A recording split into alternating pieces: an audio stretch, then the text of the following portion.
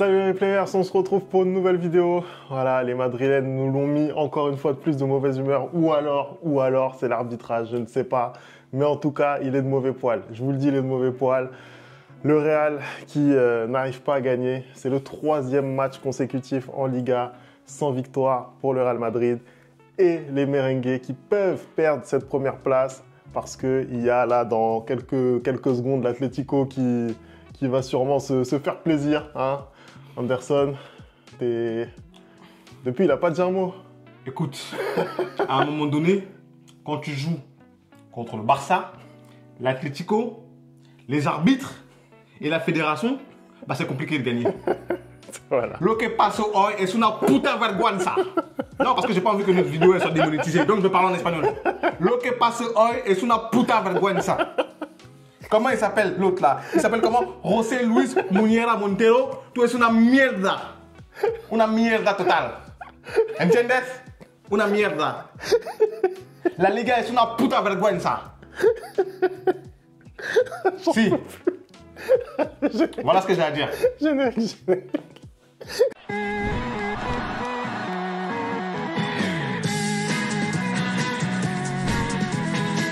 C'est incroyable, à chaque vidéo.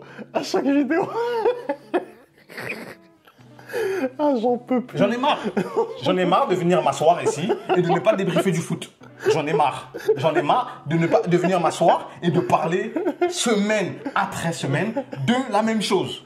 De l'incompétence totale des arbitres en Ligue 1. Aujourd'hui, Femi, ce qui s'est passé dans ce match, c'est une honte. C'est une honte à plusieurs niveaux. Parce que ce qui se passe en première mi-temps, Femi, c'est-à-dire qu'il y a 2 pénaltys pour le Real qui ne sont pas donnés, qui ne sont pas sifflés, et pire encore, Femi, qui ne sont même pas visionnés par la VAR. Et si je veux même être tatillon, je dirais même 3. Mais je ne suis pas d'accord parce que la main qu'il met, c'est très difficile de ne pas avoir la main quand tu tacles comme ça. Donc pour moi, c'est pas un penalty. Mais les 2 autres, c'est des penaltys clairs, nets et précis. Donc tu fais référence d'abord à Vinicius, donc dans la surface, hein, Exactement. Qui rentre dans la surface, qui en ressort tout de suite après, qui est touché par le défenseur de Osasuna, mais personne ne revient dessus. Et deuxième situation, Jude Bellingham. La même chose. En fait, à un moment donné, la faute que Vinicius subit dans la surface, c'est trait pour trait ce qui s'est passé en milieu de semaine entre Manchester City et le Real Madrid, et il y a eu penalty. À un moment donné, tu es loin de l'action, hein, tu ne siffles pas, et en plus, la VAR ne t'appelle pas pour venir regarder. À quel moment on regarde les images de cette faute? C'est pas une faute, c'est pas un penalty. À quel moment en fait? À quel moment? Jude Bellingham, c'est la même chose. Moi, ce qui m'a choqué dans cette première mi-temps, c'est le nombre de fautes d'anti-jeu qu'ont fait les joueurs de Osasuna, et il n'a même pas sifflé faute. Non, c'est vrai que là, autant effectivement, voilà, il peut y avoir des choses à redire sur l'arbitrage. Et on sait que historiquement, voilà, le Real, c'est pas le plus malchanceux en termes d'arbitrage, mais c'est vrai que cette saison et sur ce match-là, c'est vrai que c'est quand même compliqué. Je te l'ai dit d'ailleurs par message, c'est vrai que c'est compliqué. Là, aujourd'hui, les joueurs d'Osasuna, après, moi, je leur en veux même pas parce que ils viennent, ils jouent avec leurs ingrédients, voilà, ils savent qu'ils ont plus fort qu'eux en face, donc ils jouent avec leurs arguments. Moi, ce qui m'énerve, c'est que quand tu joues comme ça avec tes arguments et que tu joues un petit peu en mode anti-jeu, bah tu dois être sanctionné, tout simplement. Tu dois être sanctionné. En fait, il doit y avoir le coup près. Le message que tu donnes en tant qu'arbitre qui ne sanctionne pas ce genre de faute, c'est allez-y.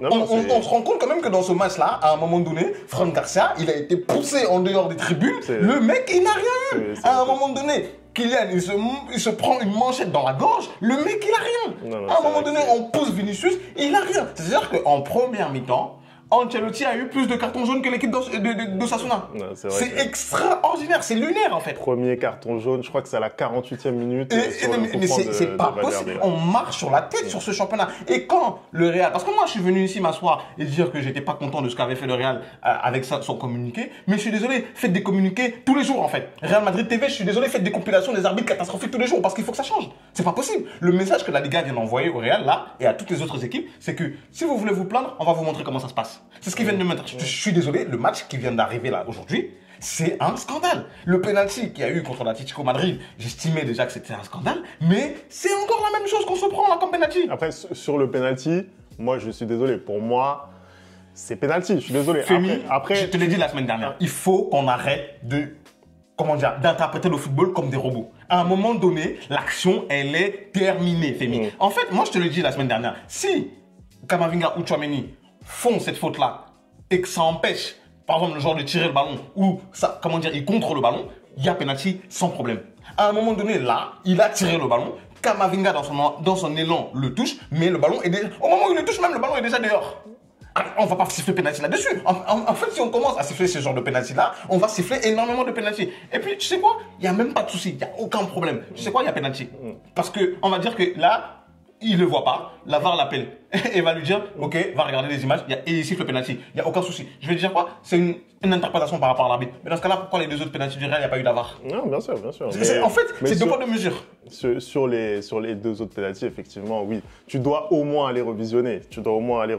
Moi, je ne sais pas comment tu fais pour ne pas siffler penalty.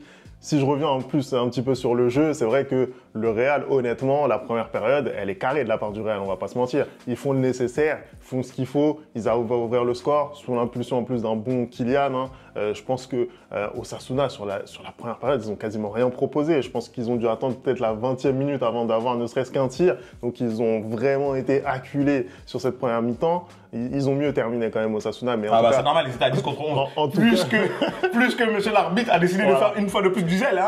Et là, effectivement, je voudrais un petit peu ton avis là-dessus parce que le carton rouge, quand même, donné à Jude Bellingham, on aimerait comprendre ce qu'a pu dire Bellingham qui a pu entraîner un carton rouge. Et tu sais quoi? La semaine d'avant, il joue contre l'Atlético et il a insulté l'arbitre de touche. Je pense qu'ils n'ont pas compris. Ça valait peut-être un carton. Pour moi, ça valait un carton jaune, certainement. Et tu voyais qu'il était énervé. Aujourd'hui, tu vois clairement qu'il est en train de s'expliquer avec l'arbitre. Je te le dis, Femi, ce match-là, c'était pour montrer au Real que, en fait, vous voulez jouer les forts, mais on est plus fort que vous. Parce que je n'ai jamais vu un joueur de foot prendre un carton rouge parce qu'il discute avec l'arbitre, même pour contestation. Tu ne peux pas prendre un carton rouge directement. Tu sais quoi? Moi, il a pris carton rouge. Moi, j'espère même qu'il a bien insulté tous ses morts et pas tous ses ancêtres. J'espère que c'est ce qu'il a fait. Non, j'espère qu'il a insulté tous ses morts, toute sa descendance, toute sa famille, sa femme, ses enfants. Non. Parce qu'à un moment donné, prendre un carton rouge parce que tu discutes avec l'arbitre. Et en plus, si c'est avéré ce que j'ai lu, parce que apparemment, ce qu'il lui aurait dit, c'est que si c'est une poussette, bah c'est un penalty. C'est ce qu'il était en train de lui dire. Donc il était en train de lui dire qu'il y avait penalty. Et à un moment, il en a eu marre, il a sorti un carton rouge. En fait, je ne sais pas ce qui se passe parce que même si Jude l'a insulté, ce même arbitre, il s'est fait insulter il y a même pas 2 semaines par Rafinha. Il lui a rien dit en fait. Il lui a rien fait.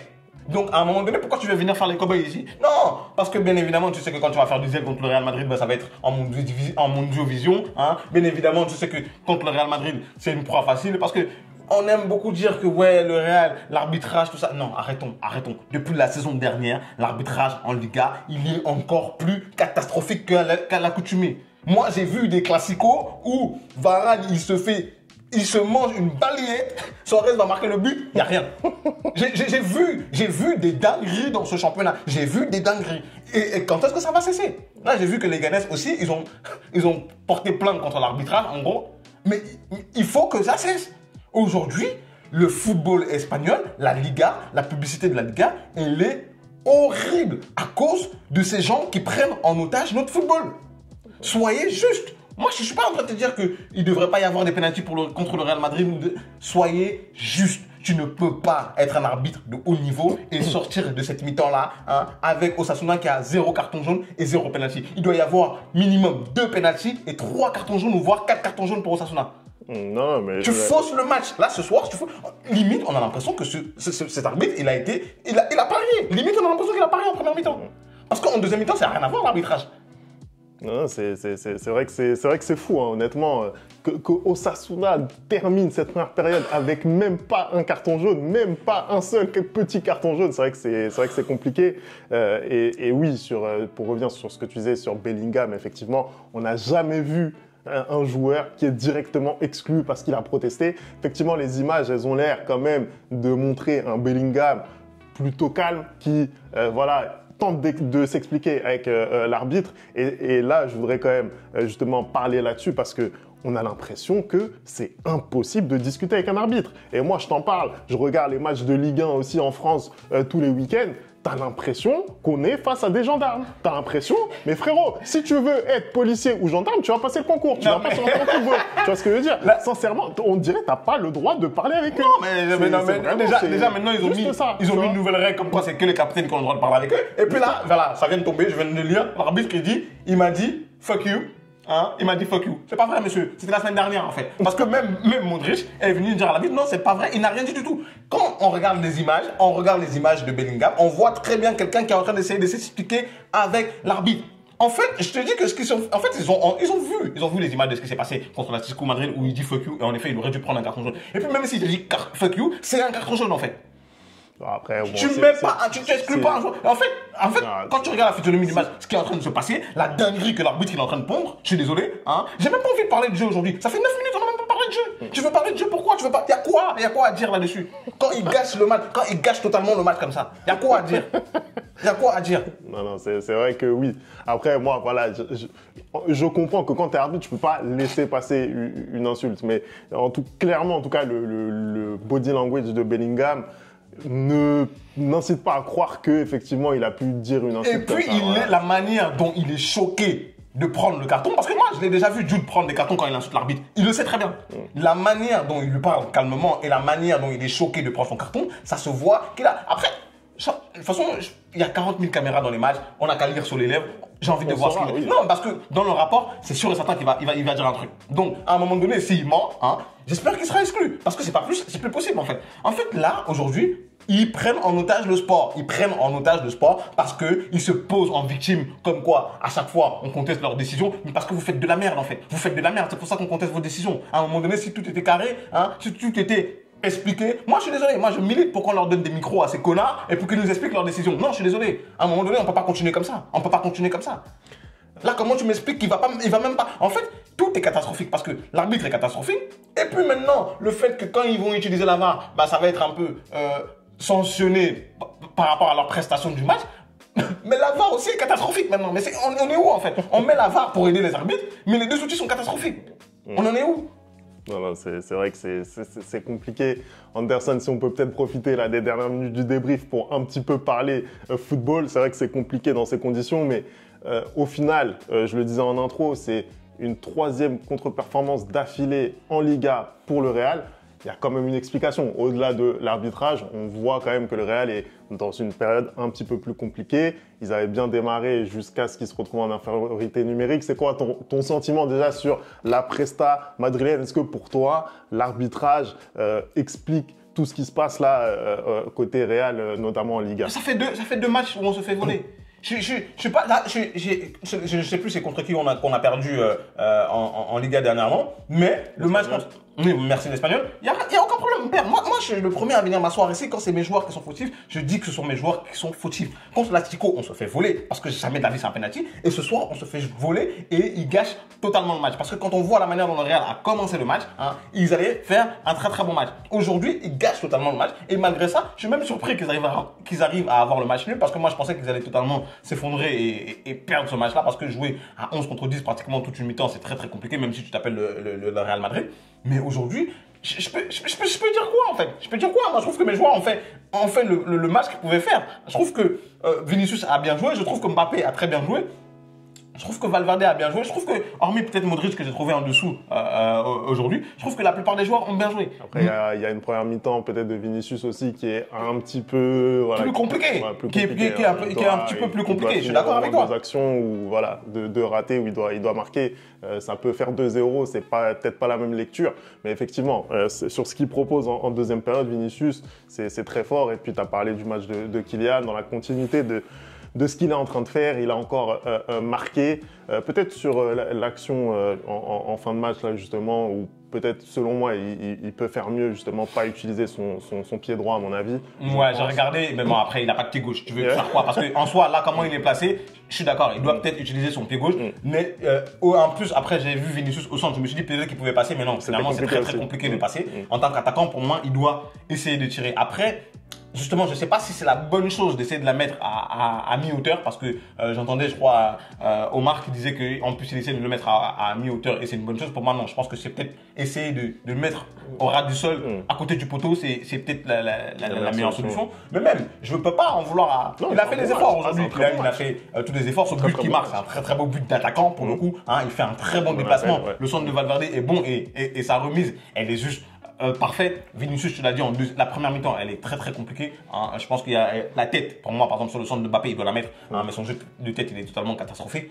Et ensuite, sa deuxième mi-temps, elle est juste magnifique. Hein. C'est Vinicius. Hein. On a l'impression vraiment qu'il choisit le moment où il commence à jouer, mais que chaque fois qu'il a le ballon, il peut se passer quelque chose pour le Real Madrid. Dans l'ensemble, en fait, je peux pas critiquer la prestation du Real parce elle est biaisée par le fait que, encore une fois de plus, je suis désolé, hein, l'arbitre, il gâche totalement le match. Il gâche totalement le match. Non, mais je suis d'accord avec toi et je comprends la frustration là. C'est vrai que ça faisait beaucoup sur ce match.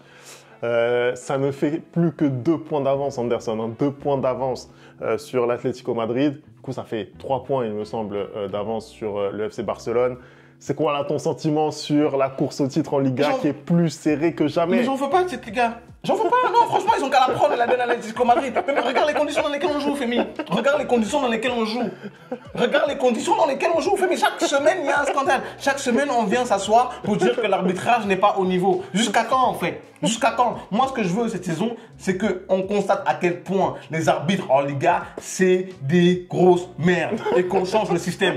Moi, c'est tout ce que je veux. J'en veux même pas de cette Liga. J'en veux pas. On a qu'à la donner à l'Atlético Madrid. J'en ai rien à faire. J'en ai rien à faire. Ils ont qu'à la prendre. Ils ont qu'à la prendre. Parce que ce qui se passe, je suis désolé, c'est catastrophique. Et comme on a osé parler, ben là, on est en train de le payer. On est en train de le payer. C'est pour ça que je te dis que j'aimais pas la manière dont avait agi le Real, parce que je savais qu'il y aurait un effet boomerang en fait. Je savais qu'il y aurait un effet boomerang parce que qu'on se le dise, qu'on le veuille ou non, là aujourd'hui, chaque arbitre qui va arbitrer le match du Real va avoir ça en tête.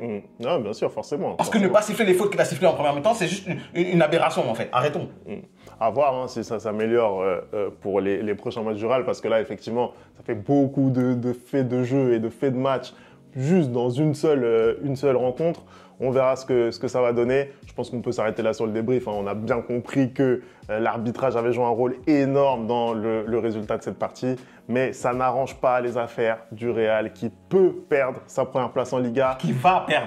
Arrêtons de faire genre. Qui va perdre. Arrêtons. Moi, j'en ai marre de venir m'asseoir pour parler d'arbitrage. J'ai envie de parler de football en fait. J'ai envie de parler de football, mais la Liga ne me laisse pas. Bah écoute, hein, peut-être le prochain débrief, hein, mercredi prochain. Contre Manchester City. On l'espère avec une qualif au bout pour le Real. Merci d'avoir regardé cette vidéo. On n'oublie pas les bonnes habitudes, @le replay foot. Et on se retrouve très très vite pour une nouvelle vidéo. Ciao!